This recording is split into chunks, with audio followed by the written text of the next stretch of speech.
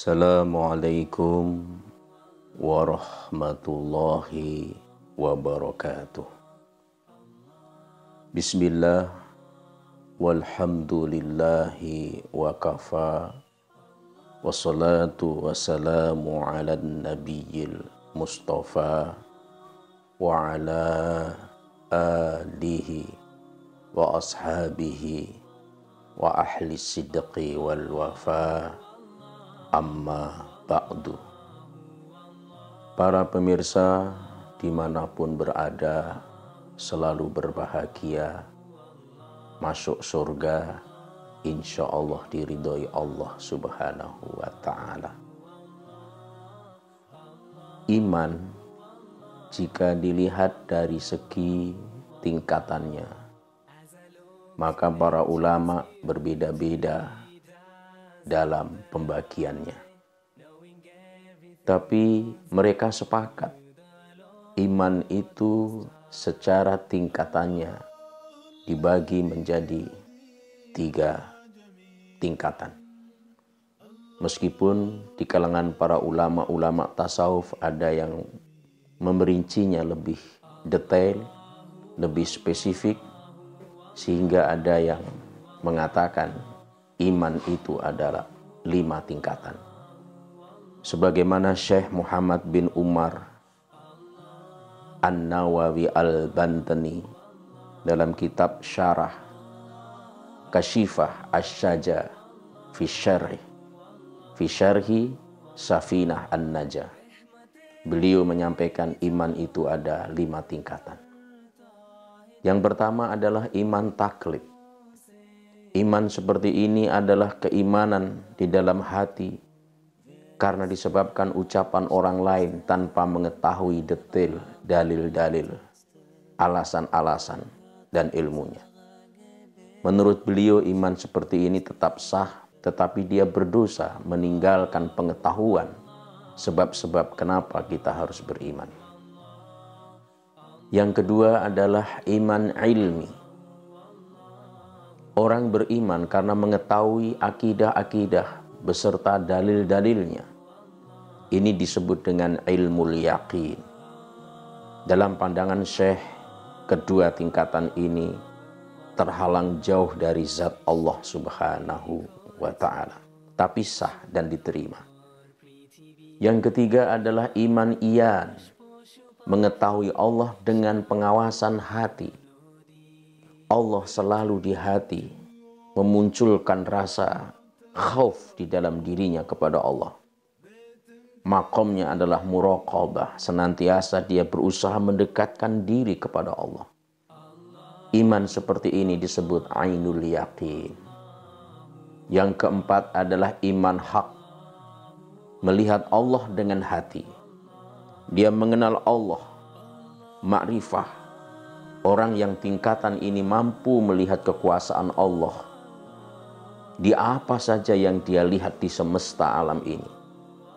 Tingkatan imam seperti ini adalah maqam musyahadah atau hakul yakin. Dan menurut Syekh Muhammad bin Umar An-Nawawi Al-Bantani, yang kelima adalah iman hakikat. Iman hakikat adalah bersama Allah dalam cinta. Dia melebur dalam kecintaannya kepada Allah subhanahu wa ta'ala. Apapun yang dia tatap dalam kehidupan ini, dia hanya menemukan Allah subhanahu wa ta'ala. Dia tidak melihat tepinya.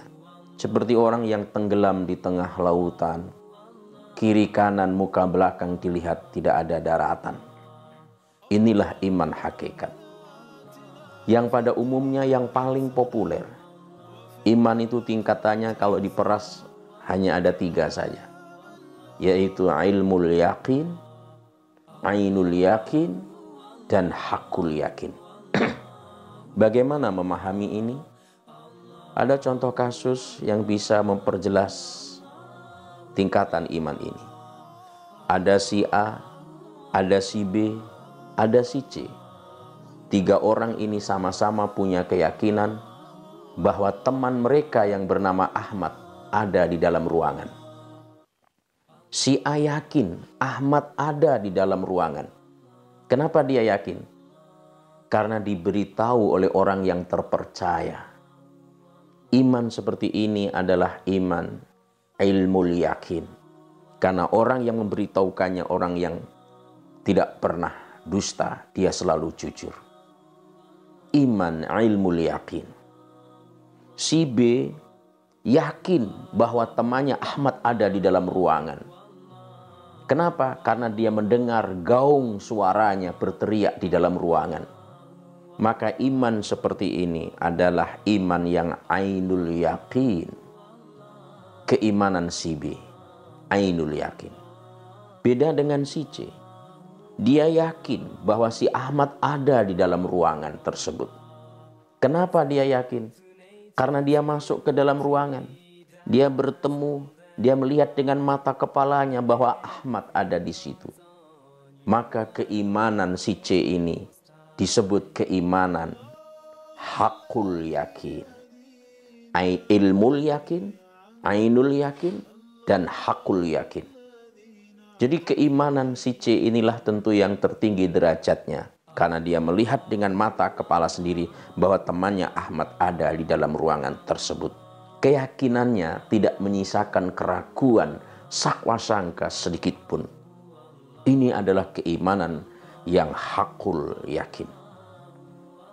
Allah Subhanahu wa Ta'ala sebagai Tuhan itu adalah hak.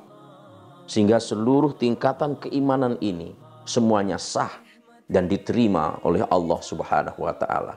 Diakomodir dengan berbagai macam tingkatannya. Kebenaran Allah sebagai Tuhan adalah kebenaran absolut, kebenaran mutlak. Jika yang mengatakan Allah itu Tuhan, Pak Rektor, maka itu sah. Begitu juga jika yang mengatakan Allah sebagai Tuhan itu seorang pencopet, seorang pendosa, maka perilaku dosa seseorang ketika dia beriman kepada Allah dalam Islam, maka dosanya itu tidak menggugurkan keyakinannya akan kebenaran absolut, yaitu kebenaran akan keberadaan Allah Subhanahu wa Ta'ala. Sama dengan 2 tambah 2 sama dengan 4.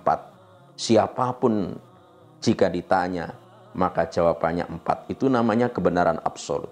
Mudah-mudahan kita selalu membangun keimanan kita, yang kita berusaha berada di tingkatan yang hakul yakin. Semoga memberikan manfaat. Wallahu waliyul muttaqin. Assalamualaikum warahmatullahi wabarakatuh.